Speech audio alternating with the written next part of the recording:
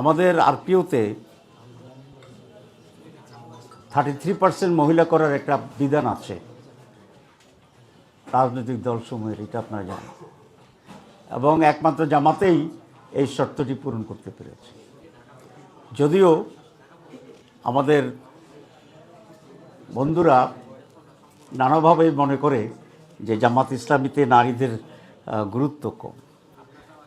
যাদের দলে বেশি নারী তাদের দলে যদি নারীর গুরুত্ব কম হয়, যাদের দলে কম নারী তাদের দলে নারীর গুরুত্ব কেমন হবে?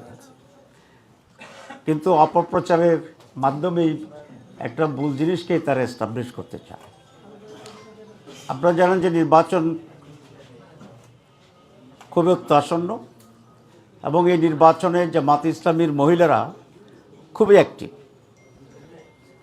আমাদের মহিলারা বাড়ি বাড়ি যাচ্ছে, স্ব এলাকায় বিভিন্ন ভোটারদের সাথে কন্ট্যাক্ট করছে, যেমনিভাবে আমাদের পুরুষ কর্মী সমর্থকরাও ভোট চাচ্ছে।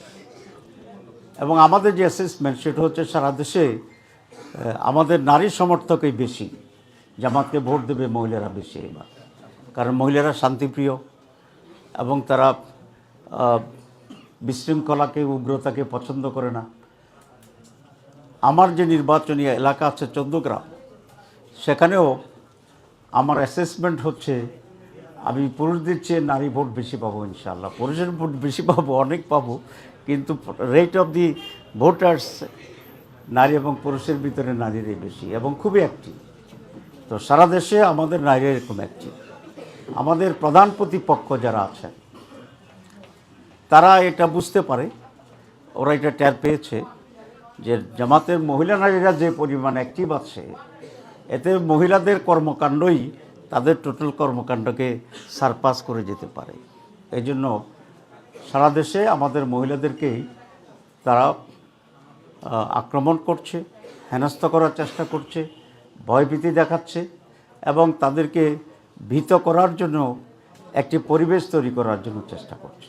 যে বিভিন্ন কনস্টিটিউয়েন্সিতে ইতিমধ্যেই হামলা শুরু হয়েছে, বক্তৃতায় জিহ্বা কেটে দেওয়ার কথা বলা হচ্ছে, হাত নিয়ে যেতে পারবে না জামাতকে ভোট দিলে, সেরকম কথা হচ্ছে। আপনাদের রেডিও টেলিভিশন থেকেই আমরা এগুলো শুনতে পাচ্ছি। তো যেখানে এই সরকারের প্রধান প্রতিশ্রুতি হচ্ছে যে এবার নিরপেক্ষ এবং একটি শান্তিপূর্ণ নির্বাচন, কারণ নির্বাচন যদি সুষ্ঠু না হয়, শান্তিপূর্ণ না হয় এবং নিরপেক্ষ না হয়, তাই নির্বাচনের রেজাল্ট যাই হোক এটা দেশ এবং বিদেশে কোনো গ্রহণযোগ্য হবে না। তো এত বড় আন্দোলনের পরেও যদি নির্বাচন গ্রহণযোগ্য না হয়, তাহলে আমাদের ভবিষ্যৎটা কী?